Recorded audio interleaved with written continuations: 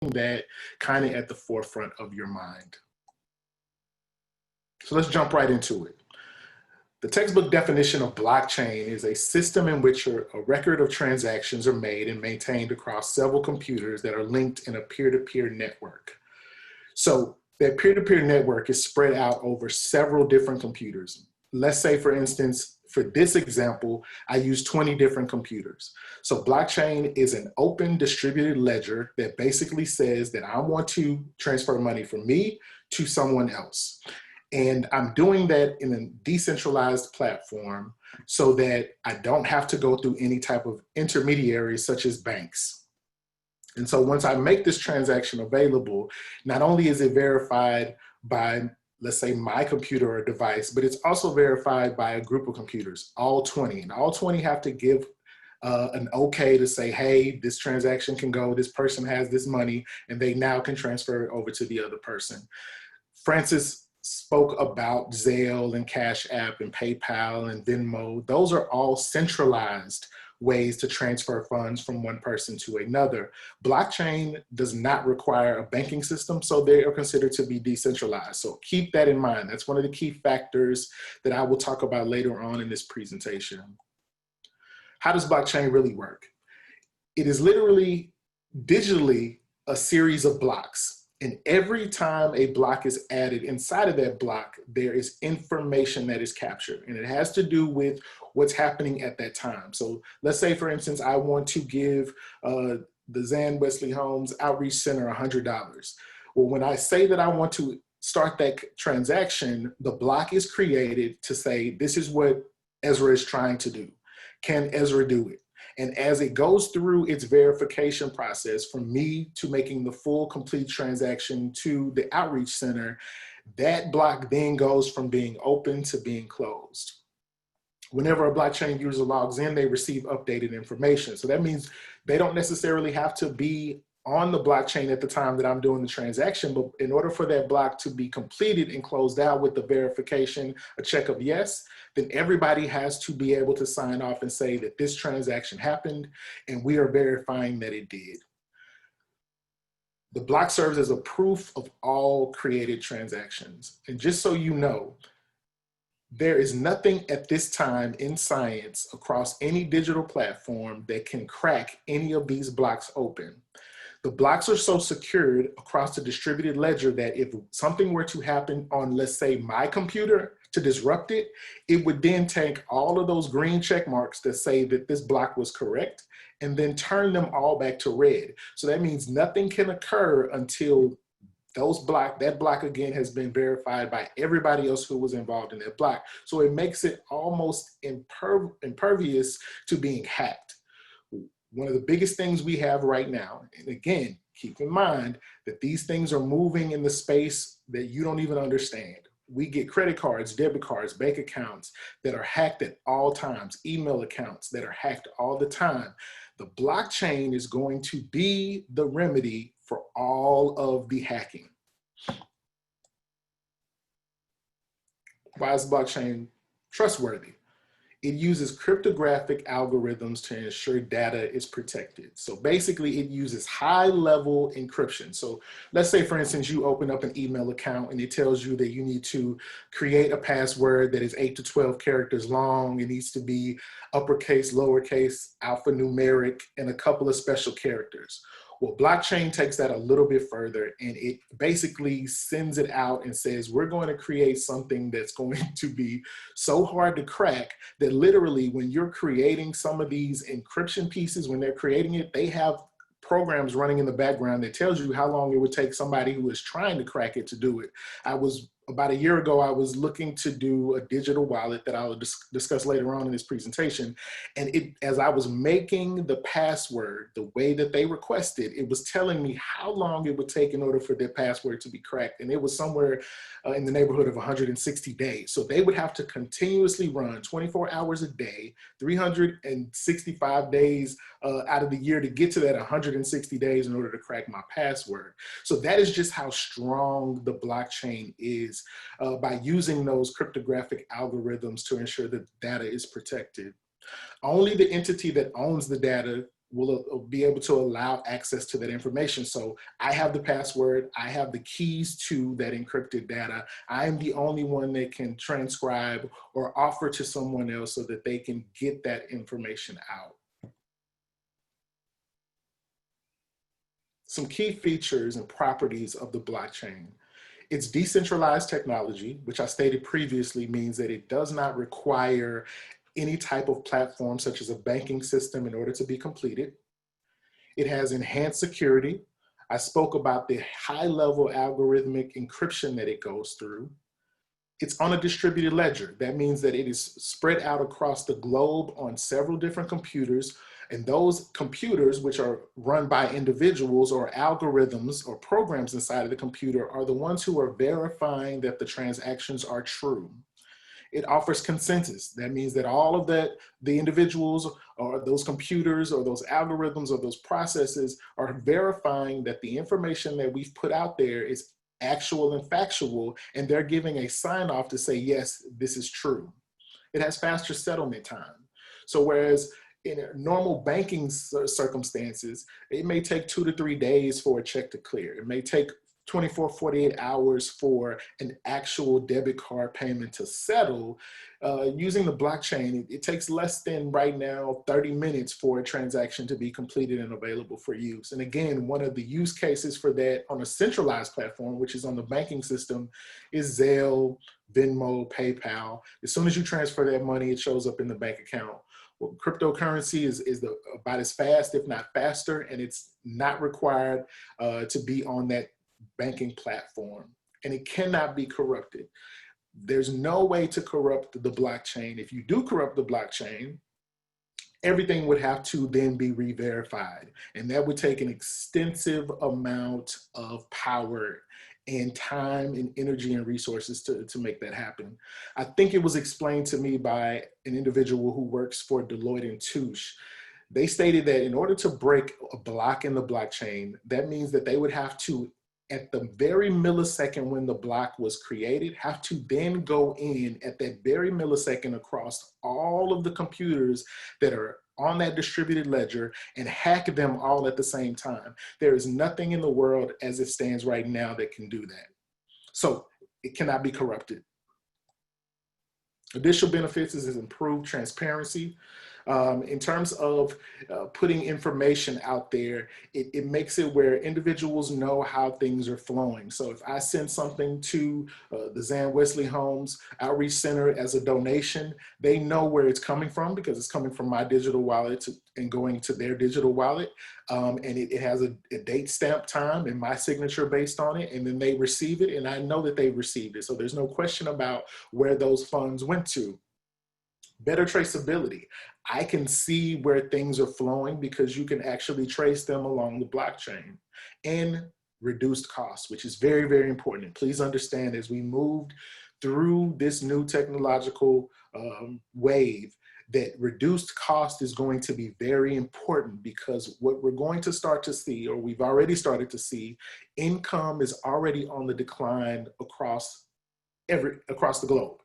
Everybody is starting to see and feel the pressure, not even just from COVID, even before COVID. We had countries that were going through economic downturns and declines even before this wave, but it's going to increase. So reduced costs are going to allow individuals who already are on tight budgets to be able to utilize this in order to maximize as much money as they have at all times.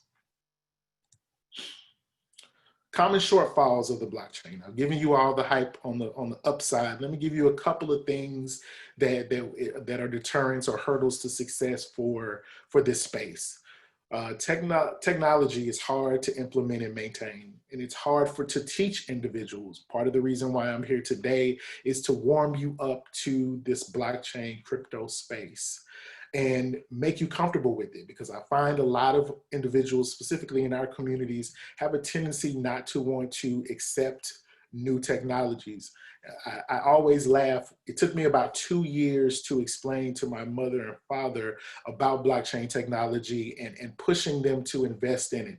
And the day my dad decided he wanted to invest in it, he wrote me a check. And so I took the check and I started laughing and I said, you do realize you're investing in technology that's going to make your checkbook not needed ever again. And so he looked at me, shrugged his shoulder, and he was like, I guess so. He loves his checkbook. But again, he doesn't want to make the digital jump, but he's willing to listen to what I have to say and invest in it because he feels that I have a grasp on it and he sees the future utility of all of these things. A lot of times they have scalable issues. One of our biggest things in America is that we happen to be Amerocentric in our mindset. That means we view the world based on our lens, and that lens is where we're from. But when you think about blockchain technology and cryptocurrencies, you must think about this on a global scale. America's population is somewhere in the neighborhood of 334 million people. The global population is about 7.8 billion. We only make up roughly about 3 to 5% of the world's population. When you're thinking about new technologies, you have to make sure that you're tuning your lens to areas that would be what is considered to be emerging global markets. Those emerging global markets are individuals who are in Indochina, they're in South America, they're on the continent of Africa, they're in Aboriginal Australia. They are where we were as a country before the Industrial Revolution. And if you know anything about history, you know that most of America's wealth was made during the Industrial Revolution. It was that time frame from when we moved from the farmland into the cities and we started to do high-level production stuff. So you have 80% of the world's population who are currently where we were pre-industrial revolution. So that's a whole new market of individuals. But cryptocurrency has scalability issues from time to time because they are working on these projects in order to be able to serve not America, not Europe, not the G20 countries, but the globe. So 7.8 million individuals being on the same platform at the same time transacting is sometimes very, very hard to do. So that's one of the common shortfalls for blockchain technology. Network speed and transaction times can vary between the different cryptos. So for instance, Bitcoin is the first cryptocurrency. It's the first actual coin. It takes about 30 minutes to 40 minutes for a block to be completed on Bitcoin. Another well-known cryptocurrency is Ripple. It's XRP. Ripple is kind of, it's a centralized, decentralized token. So I'll be 100% transparent with you, but its settlement time is less than 60 seconds. So it can vary depending on which cryptocurrency you're dealing with. And that's one of the shortfalls as well. You know, when I first started trading in this space, I made a purchase of Bitcoin and I was trying to move that Bitcoin to a private wallet. And it took 3 hours for it to happen. That whole time, because I had spent about $3,000 to make that happen, I was on pins and needles because I was like, where's my money and where did it go? So it's sped up since then. That's been about 3 years ago. But still, network speed, transaction costs are two things that can be shortfalls. Human error is not eliminated. So when we talk about learning about new technology and being comfortable with new technology, if you're not careful in this space, because it's decentralized, you can lose your tokens, you can lose your money. I got to be 100% honest with you. That's why education about these things is so vitally important. I don't want these common shortfalls to keep you from being able to move around in this space and invest or be thinking about it, but I do want you to be aware of those shortfalls. Some use case scenarios just to bring it, home to you. Identity management. So when you think about travel documentation, and by travel documentation, I mean boarding passes to get on planes, trains, verification for rental cars, passports, driver's license.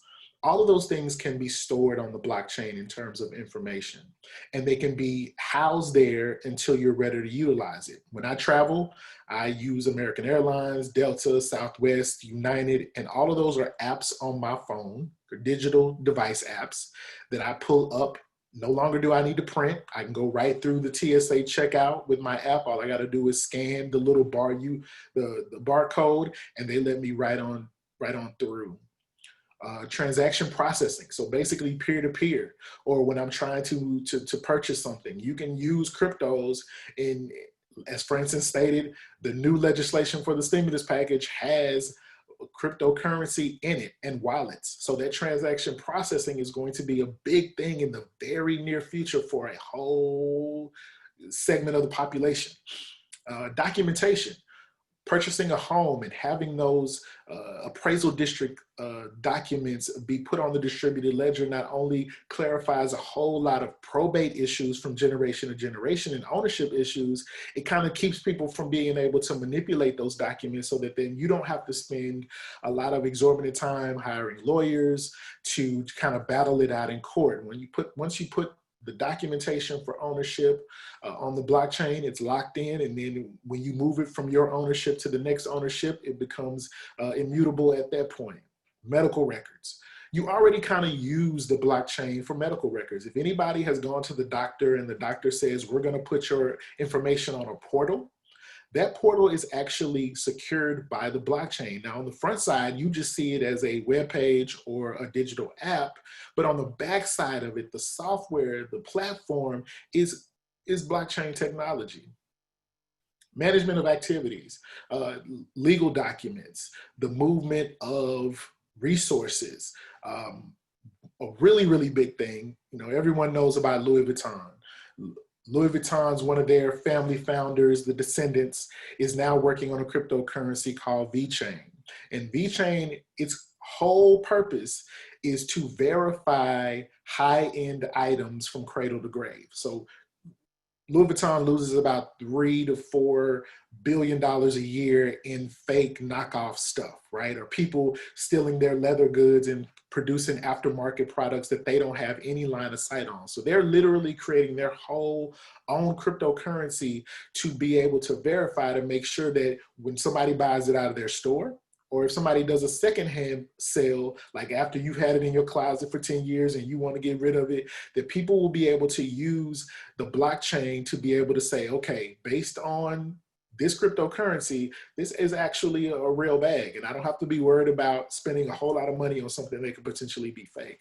And then business transactions, the transference of contractual agreements from one person to the next, ensuring that things are going to happen in an open way so that everybody is of the base understanding of how something is going to happen. So when you talk about, let's say, supply chain channels, if I know that I need 100 million face masks and gowns and ventilators that need to be moved from Cambodia to New York in order to assist with our current COVID crisis, that business transactions can be thrown onto the blockchain, and then everybody who is along that channel will be able to track and say how that's done. And in real life, we already see that happening. If you order something on Amazon Prime, it tells you your package is 5 stops away. Do you want to track it? Or UPS, as soon as you get that shipping request from UPS, it automatically sends you that, and you can track it from their warehouse to your front door. And so the blockchain is already moving in the space in the background, quietly socializing us to how the world is going to operate moving forward. So let's move into cryptocurrency. So I talked about blockchain, and cryptocurrency is the close cousin to the blockchain. So the blockchain is kind of the platform. Cryptocurrency is kind of the fuel that, or the lubrication that moves this mechanism along. And it's a digital currency in which encryption techniques are used to regulate the generation of units of currency and verify the transfer of funds, operating independently of a central banking system. Again, keep in mind, all of this stuff is operating outside of a central banking system. Since I'm talking about cryptocurrency, one of the reasons why it's important to understand why this is operating outside of a central banking system, I previously mentioned to you that we have 80% of the world who is in these emerging global markets. And in these emerging global markets, for instance, on the continent of Africa, they have a device rate, which means they have cell phones, tablets, etc., of 108%. So that means everybody has a phone, if not more than one phone or device. But their banking rate is less than 5%. So 5% of the individuals on the continent of Africa actually have an open bank account that they flow money through. So you're talking about individuals who are unbanked or what we consider to be underbanked. Unbanked means you don't have a bank account at all, and underbanked means that you have a bank account, but you don't trust it enough to put funds in it, or you keep a minimal amount of funds in it. So when you think about the fact that if I'm going to the market in Mozambique, I have my device, and on my device, much like we do with Cash App, you can store money on there. And if I want to buy something from someone, I go and I haggle and I barter and say, I want to pay $3 for this bundle of bananas, then I can transfer from my device to the next person's device, and I don't need a banking system in order to do that. Simply put, cryptocurrency is an electric peer-to-peer currency that doesn't physically exist. You can't pick it up like a Bitcoin and hold it in your hand or pull it out of your wallet. It is all digitally based. So people have a problem with digital currency, right? Well, digital currency has been around for quite some time. You know how you know it's digital currency? It's because usually every 2 weeks they give you a direct deposit in your bank account. That's a digital transaction that's been around since the 70s. And we trust it. We trust the fact that the direct deposit is gonna happen. And if it doesn't, we get upset about it. And people gonna hear from us if it's not direct deposit in our bank account, or if there's something that goes wrong with it. So we've been using digital deposits and digital transfers for quite a long time. Wire transfers is another big one. When you do currency exchange, sending money from here to Mexico, or here to Cuba, or here to Jamaica, the British Virgin Islands, over to Africa, etc. We've been using digital movements of money for quite some time. Cryptocurrency kind of takes it to the next level, because that was done on a centralized platform through banking. This takes it away from the centralized platform and moves it to a decentralized platform, so that now I can interact not only in the banking side, but those individuals who are unbanked and underbanked. So it's not physical. It's not something you can hold. And just so you know, eventually we're going to move away from fiat currency. And fiat currency is the US dollar that you can go get out of an ATM machine. Eventually, in that stimulus package Francis mentioned earlier, they talked about digital currency. The Fed chief said when they signed off and they sent out the first round of stimulus checks, he said in his statement on 60 Minutes that they printed up some cash, but the rest was printed digitally. I don't know if a lot of people caught that, but I did. My eyebrow went up, because that was the first time I had heard anybody at that high level in banking say that we didn't really print up a lot of cash. We printed most of this stuff up digitally, and we sent it out as direct deposits. And that is a digital way of doing business. So if you can't see how we can jump from a centralized banking digital situation to a decentralized situation, then you may have your head in the sand at this point. There's 3 types of tokens for your awareness. This is definitely something to remember and think about. There's a security token. It's a token that derives its value from an external tradable asset. It's classified as a security token. There's a specific group, and they have to meet certain criteria in order to be what we consider to be a digital store of value. Bitcoin, being the first coin/token, is an actual security token because it is a store of value. Just as a note, with all the economic downturn over the last 6 months, Bitcoin has actually increased in value at a rate of about 30 to 31%. So even while, you know, your portfolios, your Roth IRAs, the stock markets, the S&P 500s, the bonds, even with petroleum, when petroleum was tanking, Bitcoin took a little bit of a dip, but it held its own. So it is a security and a store of value. Utility token. is defined with the characteristics that is not an investment. So it's not like a security. It is something that would house information such as travel documentation, financial records, ownership for land, home, jewelry, furs, etc. And stable token is what is going to be probably important over the next 30 to 60 days for a lot of Americans. That stable token is what we would consider to be a central bank digital currency, or a cryptocurrency that is pegged to a fiat currency that keeps it stable. So it's usually a 1-to-1 ratio. So for instance, there's a US dollar currency that is currently already in circulation. It's not widely used, but it's there. But it tracks the value of the fiat dollar, the kind that you can get out of your ATM machine that you fold up and put in your pocket. It tracks that at a 1-to-1 value ratio. So on the digital landscape, you can use that for transacting stuff, or you can go somewhere and use cash. It all ends up being the same as it pertains to the stable token. The stable token will be what causes us to adopt on a wide scale for cryptocurrency. And then as people start to utilize stable tokens or coins across a large global platform, then the other two types of coins will then start to be enter into the conversation. How to buy cryptocurrency. Keep in mind, these are big stones. Within these steps, there are other steps that you definitely need to be very, very careful about. I spoke previously about some of those shortfalls, about that human interaction with this whole new technology. You can mess up in these steps, but don't let that scare you from being a part of the learning process and the conversation and the investment that can be done in this space. So the first step, of course, is to find a legit exchange. There are a lot of exchanges out there that may or may not be legit. Keep in mind, this stuff is decentralized. So you have to be mindful, and you have to research and vet everything that you do before you do it. On that exchange, you're going to create an account and get it verified. It's going to ask your KYC. KYC stands for Know Your Customer. You're going to input your information. You know, back in the day when this first opened up, it was the wild, wild west, so to speak. So they really weren't asking a whole lot of questions. As long as you had the money, you could make it happen. Which is why in the beginning, a lot of high-profile individuals, the president of the IMF, or the director of the IMF, excuse me, central banking across the globe, they didn't really like it because they felt like cryptocurrency was the way drug dealers and terrorists move dollars around. And in fact, that they were moving money around in that space, doing it because it did not have any type of earmarks.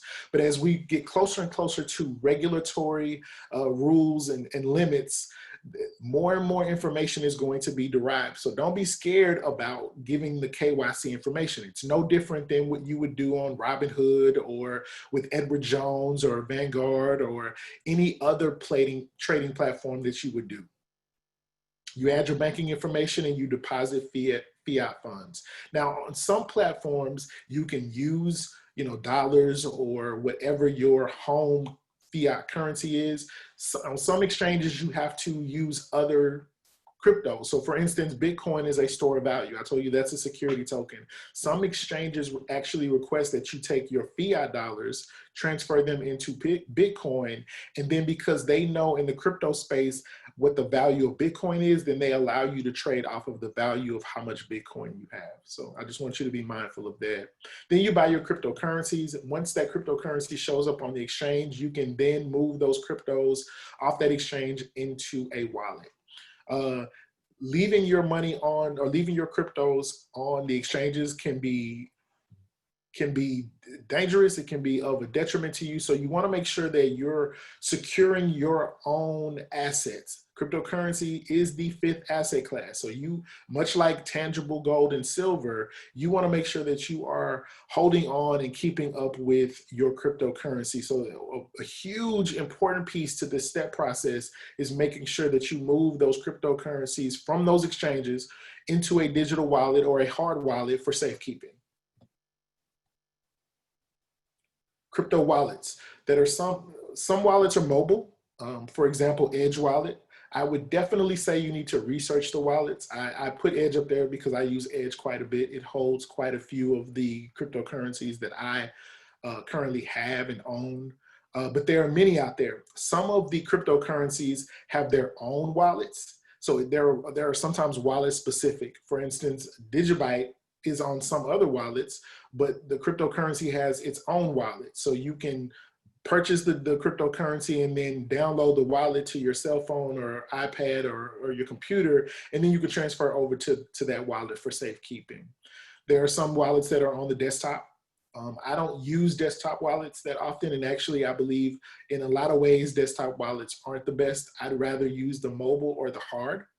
And in terms of the hard wallet, the Ledger Nano S is one of the best ones out there. It can house about 500 different cryptocurrencies, and all of the heavy hitters in the top 50 are on that particular hard wallet. Hard wallets are not connected to any type of internet connection. So if you want your coins to be off the radar, that would be the best thing for you to be able to store them in, specifically for the long haul. Mobile wallets are usually connected to your device, as I said before, so you carry them around in your pocket. Something of note, if you're going to store your cryptos on any type of wallet, not only do you need to have all of the pass keys and information for it, make sure you write this down. You need to make someone else a steward of that information as well. Because if you die and don't tell anybody that you have all of this money, all of these assets in this digital wallet or on this hard digital wallet, you may be leaving your generations out of millions and millions of dollars as the economic wave builds in the future. So as you're going through this space, education on how to do these things is going to be vitally important. I'm only giving you some big stone information to warm you up to the space, but there's definitely going to be some additional education you need as you move through this space. Something to think about. This is a quote that I came across about 2 years ago, and it's from the advice from the president of the Michigan Savings Bank to Henry Ford's lawyer, Horace Rackham. The horse is here to stay, but the automobile is only a novelty, a fad. I heard a lot of this talk, several years back when cryptocurrency, specifically back in 2009, 2010, I heard a lot of this type of talk as it pertains to blockchain technology and cryptocurrency. And so now as we're moving through all of these ups and downs economically, and they're starting to implement more and more of this blockchain technology powered by cryptocurrency, a lot of these individuals who were the naysayers back then are now starting to change their tune and starting to get into this space. So if you were kind of distant from it because you had heard a year ago, 2 years ago, 3 years ago that it wasn't good, that it's only going to be a fad, that it's only going to be, a way for your money to be stolen, you really need to be rethinking your position, because things are changing, and I promise you this is going to be a profitable way to make money. So, but why should blockchain and cryptocurrency be important to me? Because there's money to be made, point blank, period. If you understand the space and you can see the wave, the tsunami that's coming in terms of us moving from an old way of doing business to a new way of doing business, then you should see the utility of investing in that future technology. Think about it like this. Back in the late 70s, early 80s, when IBM and Apple were just on the brink of taking those big, large mainframe computers and bringing them into a personal computing space, what if you had invested in those companies back then and then waited for home computers to show up in the late 80s, early 90s? Then home computing went to school computing and college computing. Everybody started to have a computer, and then we moved from computers to laptops, and then from laptops we moved to devices. From devices we moved to hard, heavy device cell phones that are basically handheld computers. And as we moved through this wave, there was money to be made all along the way, and that's kind of where we are with cryptocurrency and blockchain technology. We're at the precipice of that wave starting to take shape. Francis said previously that you still have time. You have plenty of time, because we're only about 3% of the world, 3 to 5% of the world is moving in this space. We don't have even the big dollars that it's going to take in order to move some of these things into space right now, but it's coming. And so right now, while things are inexpensive, you need to be wrapping your head around this whole thing. Waves of innovation. Waves of innovation. This is very important. I want you to take a little bit of time to pay attention to the timeline and what occurred on this timeline and kind of where we are and what it looks like, with the understanding that every time one of these waves occurred, money was made. Huge amounts of money was made by the individuals who had the forethought to catch the wave early and invest early, and then made the wave, and they were able to, over time, move from one wave to the next wave because they had access and opportunity to funds to be able to do it. If you notice, the wave grows over time. That's the growth of money. So if an individual had a little bit of money when it was water power, textiles, iron, and mechanization commerce, and then they moved and they grew it to the steam, rail, and cotton. From there, they went to electricity, chemicals, and internal combustion engines, then to petrochemicals, electronics, and aerospace. Then again, I talked about IBM and Apple, that digital network, software, new media, and biotechnology. And now 2020 and beyond, we're moving into automation, robotics, digitization, and sustainability across the globe. Think about this. Think about the generational wealth, the individuals that we consider to be royalty in America, the Carnegies, the Mellons, the Vanderbilts, the DuPonts, the Fairchilds. They were titans of these industries. And they were able to leverage being titans in those industries by investing in them early in order to be able to make huge amounts of money at times when the stuff was inexpensive. And that's kind of where we are right now with blockchain technology and cryptocurrency. Just to wrap in a nutshell, the two things that are going to be most important for blockchain and cryptos is the Internet of Things and the Internet of Value. The Internet of Things is the interconnection via the Internet of computing devices embedded in everyday objects, enabling them to send and receive data. So I think about Samsung Home. There's a whole display section in most, hardware, Nebraska Furniture Mart stores where you can go in there and you can see your refrigerator has a screen on it and it's telling you that, hey, your orange juice is 50% down. You need to either go purchase more, or would you like us to purchase more for you? In the future, you'll tell your refrigerator, yeah, I need some more orange juice. Your refrigerator will contact your local grocery store, Walmart's, Whole Foods, Kroger, what have you. They'll place an order, and then a robot will drive, or someone else, it'll be a robot, but it'll drive to your home and make a drop off. It could even get so intricate as to, based on your Ring doorbell or your electronic locks on your doors, it will be able to allow itself to access your home, go to your refrigerator, drop off the groceries while you're not even there. That is kind of a use case for the Internet of Things. You being able to turn on your heat and air while you're not at home through a home device. That is an example of the Internet of Things. Being able to start your car remotely or lock your doors remotely with using a device app. Being able to track packages in real time where they are globally before they get to you to make sure that you can make that intercept if you know you're not going to be at home. Monitoring your health care.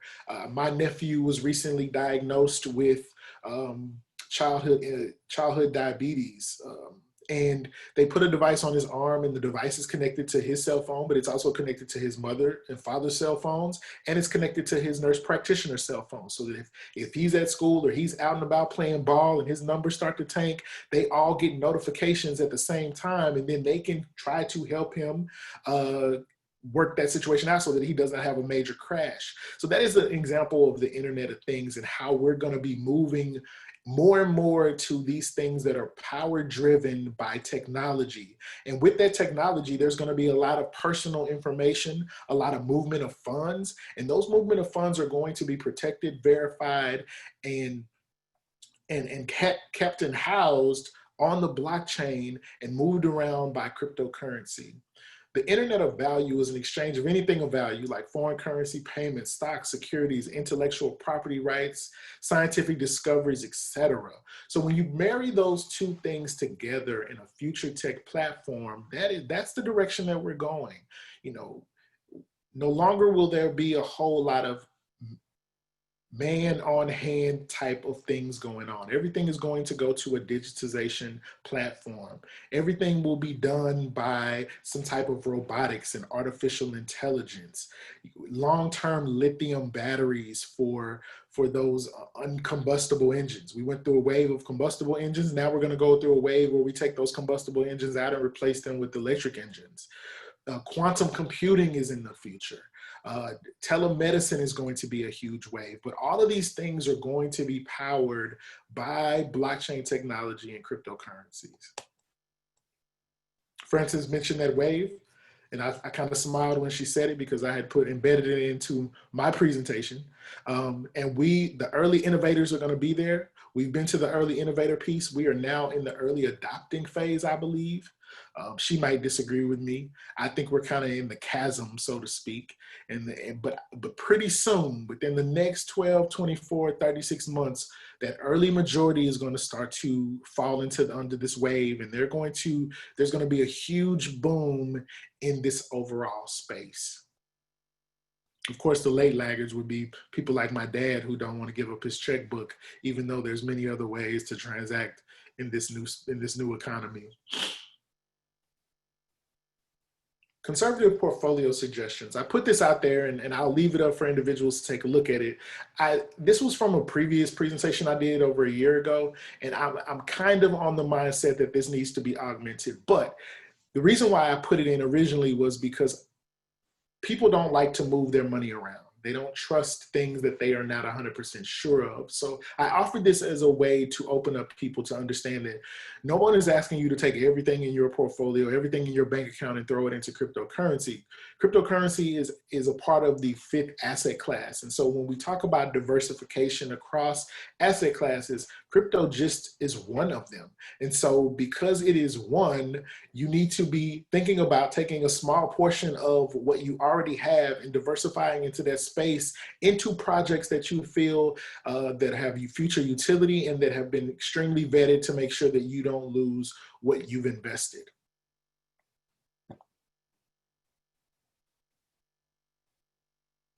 Some educational resources to follow up with. I use Crypto Watch. It's a website device app for multiple up-to-minute pricing trends and FAQs on all cryptos that are in the space. CoinMarketApp is another good place to track and do research on cryptocurrency. A great book to read is Blockchain Revolution by Alex and Don Tapscott. If you don't understand the space, if you want to have a better deep dive perspective on the blockchain revolution, because they get into blockchain, they talk about cryptocurrency, but then they also talk about the Internet of Things as well as the Internet of Value. YouTube videos are going to be one of your best friends. Just Googling information about different things in that space, in blockchain and cryptocurrency space. There's so much information out there right now that is going to help you become educated. And of course, Google and other web searching softwares will help you answer any of the other gaps in understanding and things of that nature. Google was my best friend for about 18 months before I ran into Frances. When I ran into Frances, I kind of could put Google away a little bit because she was able to fill in a lot more gaps in a very, very down-home, simplistic way. So thank you, Frances. And that's all I have. Now I'm ready for all of the Q&A. Oh, youwouldabomb.com. Thank you so much. Thank you. We have such an excellent crew. Ezra, you just don't know. Let me do a screen share of what I want to show you before we get into questions, because you got your stuff on the screen, or you taking it off? Let me stop sharing. I want to go over two things to add to this discussion with his okay.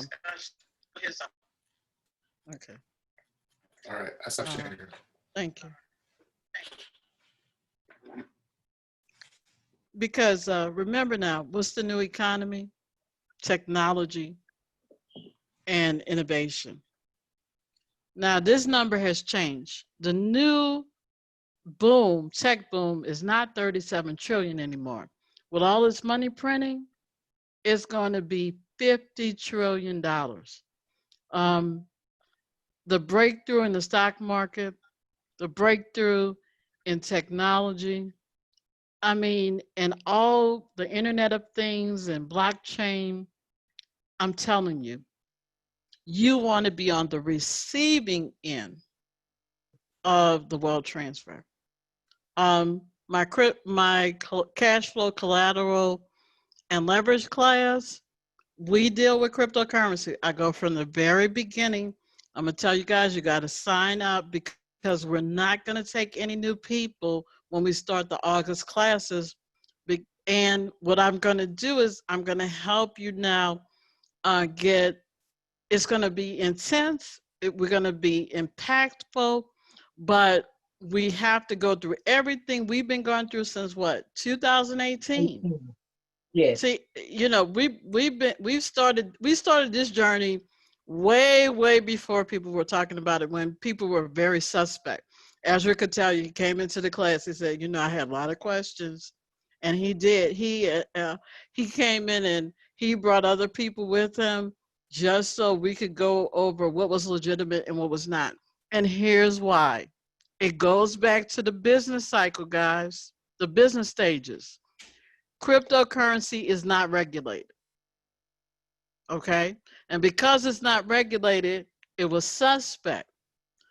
But today, $50 million of pension fund money will now go into cryptocurrency. That's letting you know it's here to stay, because now the pension funds that are underfunded are going to place their money in Ethereum, Bitcoin, and all the new technologies. And I want to show you something else too. The technology innovation curve. Can you see it, or did it go off? I'll see you right now. Okay. I want to show you this technology innovation curve. I'm going to bring it up because he was discussing the curve and adoptions.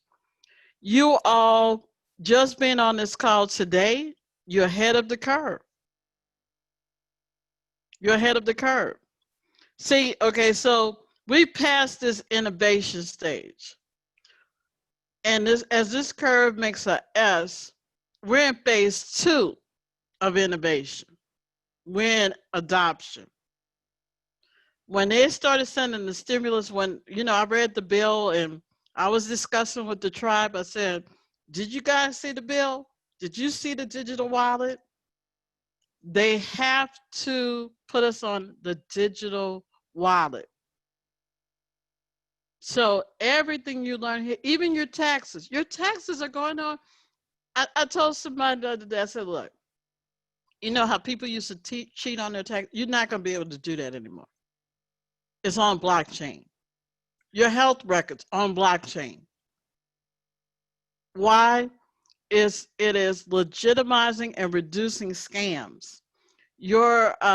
Even they're changing the credit scores. All of that's going to be on blockchain, guys. And so I'm going to let Ezra get to his questioning because I know we have like about 30 minutes left. But Ezra, thank you so much. We you know, I love you because you came from my school. My you came from our tribe. So, you know, I'm a proud mama today.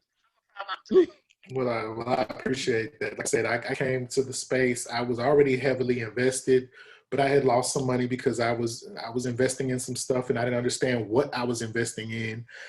So she was able to give that space a little bit of form and function, and based on that, I was able to kind of springboard from that. So I know for a fact that what she's saying and what she's offering at the Outreach Center is very vitally important to the community and to the tribe. So if you get the opportunity to go, please don't take that lightly.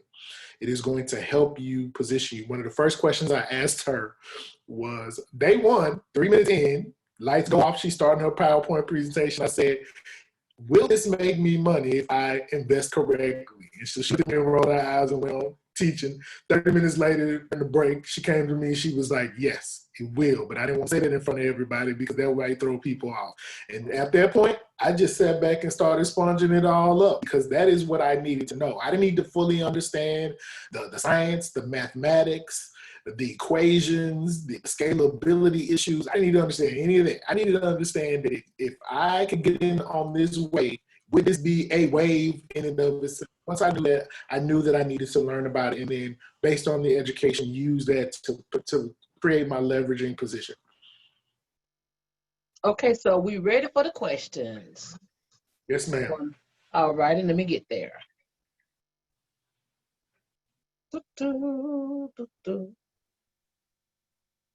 First question is, would you advise someone to combine everything into fewer wallets? How many wallets do you suggest they have? So you might have to have multiple wallets. If you can get them into one wallet, that would be good. For me, I kind of spread mine out for fear of having all of my eggs in one basket. So I spread mine out over several baskets just to make sure if something were to happen to one of my digital wallets, because keep in mind, it's not regulated. There's no FDIC here. There's nobody governing and protecting it at this time in space. So in order to safeguard, I spread out what I have over several different wallets. So yes, if you can get it down to as many as you feel comfortable, specifically if you have a hard wallet like a Ledger, you could probably dump everything on that hard wallet. But if you have digital device apps, I usually spread those out so that if something were to happen to the device app for whatever reason, it were to crash and I were to lose some of the cryptos that I had in there. I didn't have all of my eggs in one basket. So that's a yes and no, kind of a loaded. It would be based on what you feel comfortable with, I think would probably be the best thing. Me personally, I have about 9 different wallets digitally, and then I have one hard wallet and then those assets are spread across all of those different wallets. So next question is, and this will be for both, because I think it's gonna okay. What coins or currency would you recommend? So I am not so I'm not going to jump out there and do that. I will say that in terms of trying to vet what would be a good project to invest in, because keep in mind, when you purchase a cryptocurrency, you're crowdfunding a project that is going to help on the global scale, push whatever blockchain technology or future tech innovation is going to happen. They're a small piece of the coding digitized landscape. So you just need to make sure that when you're looking at the cryptocurrency, there are things that you can do in order to vet the projects to make sure that what you're investing in is correct. But in terms of me kind of giving you stuff to invest in, I'm going to leave that to Frances when she has her class, so that you can discuss that with the tribe inside of the class, because she's going to help you work through the logistics of what is a good purchase and what is not a good purchase. Right. See, we go through a timeline and we read the white paper. So you want the education first, and you don't want anybody just to recommend anything to you guys. You need the education so you could say, this project is legitimate. And I take you through those 7 steps to let you know if a project is legitimate or not. She does. I lost a lot of money before I knew what the 7 steps was, just FYI. I made money, but I did lose some money because I didn't know it. I was following people's recommendations, and I didn't have a full grasp on what it was that I was investing my dollars in. So that is very important. She said true. Okay, and this next question leading up to where you stop. What aspect of a coin should I be looking for when I'm looking to choose or buy coins? So that's talking about, I think they're asking about the vetting process. Yeah, and that's something that we're going to do in the class. So we will address it in the class, and I, just advise you to register for the July sessions. Thank you. Next question, how would one know that an exchange is legit?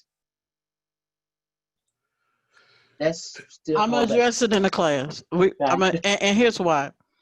I don't want to get into nitpicking on the coins or exchanges.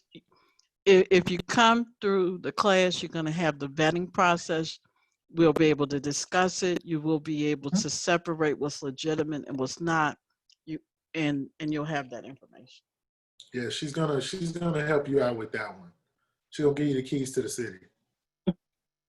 Next question, how much pension money is going into cryptocurrency? How much pitch money? Pension. Oh, that's a question for you, Francis. That's currently $50 million has been approved to go into the pension funds, where they're going to go through Grayscale. You can invest in Grayscale on the stock exchange, and that's GBTC, but you need to go and research Grayscale. Okay, but the pension fund money will begin going into Bitcoin. I mean, not the Bitcoin, but cryptocurrency. Next question is, if there's another stimulus check, can I request for it to go to Bitcoin? No, but you can take your stimulus check and purchase Bitcoin.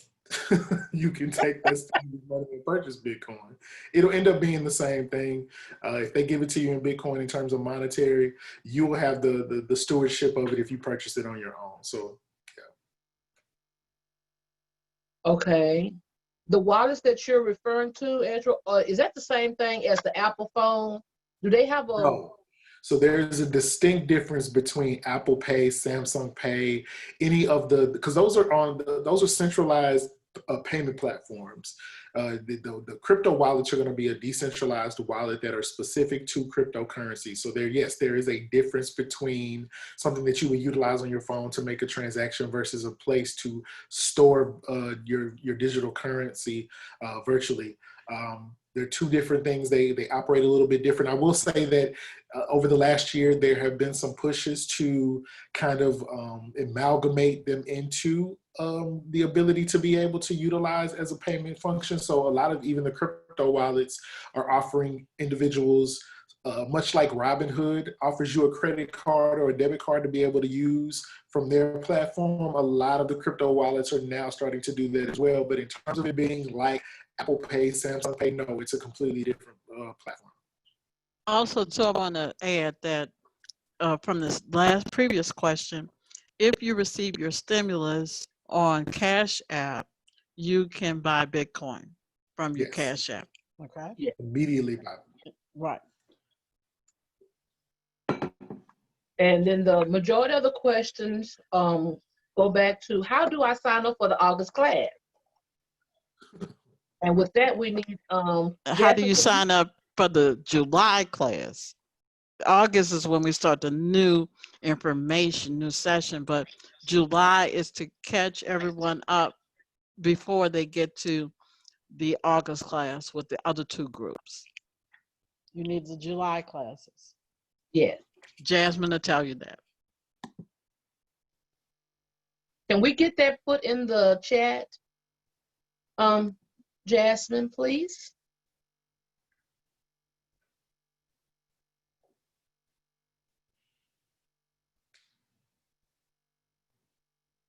Thank you. So that is for the July classes to prepare you for the August class.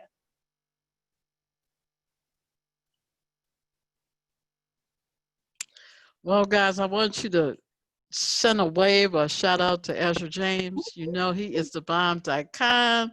You know, I love my own. So these were two of my own today, Alfred as well as Ezra. So, you just don't know, my heart is just overwhelmed today. You did such an excellent job. We had great sessions today.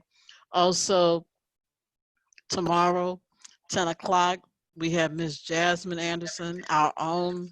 She will come with social media. And then in the afternoon at 1 o'clock, we're going to have Alexis and Terry.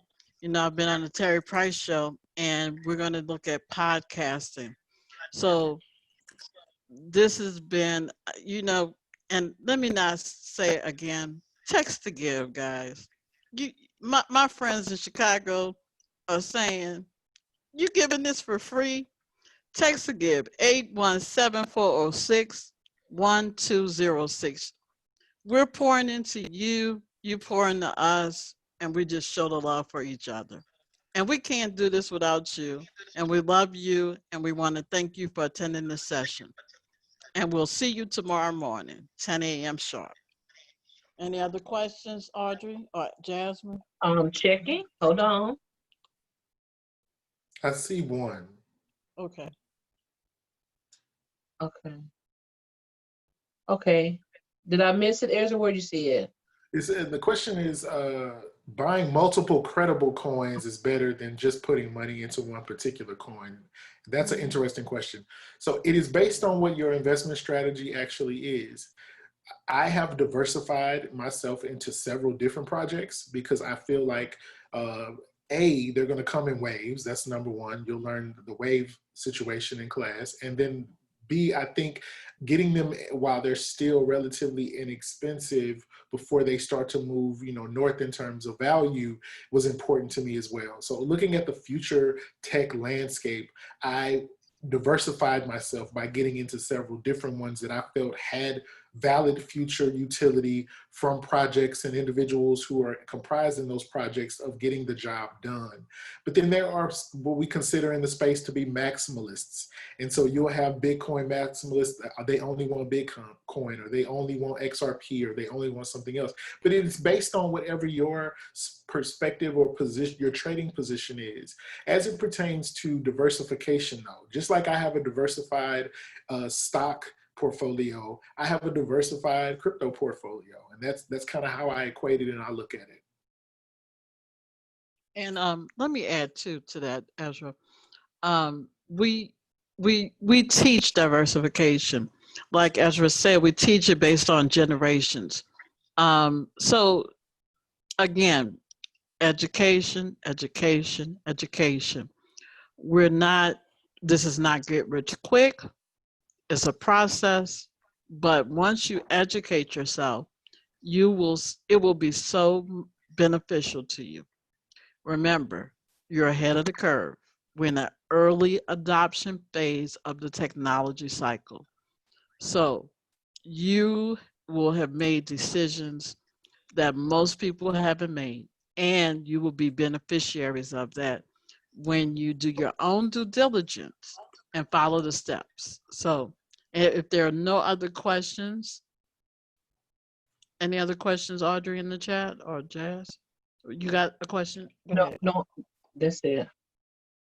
Ezra, you wanted to say something? No, thanks everybody for tuning in, listening to me ramble on. But this is very important. This is very, very important. This may be the last time for 100 to 200 years that individuals that look like us may be able to get in on this wealth curve. I don't know if we'll ever get reparations, but if you invest properly in this next tsunami of wealth building economics, you may be able to put yourself in a position that reparation check won't mean a thing to you. And that's the important piece I want you to understand, that this is the future. You can be a consumer or you can be an investor and then use what you've invested in order to have that access and opportunity that wealth brings. That's it. Y'all have a wonderful afternoon. Thank you. Bye-bye, everyone. Thank you. And we'll share the slides. Yes.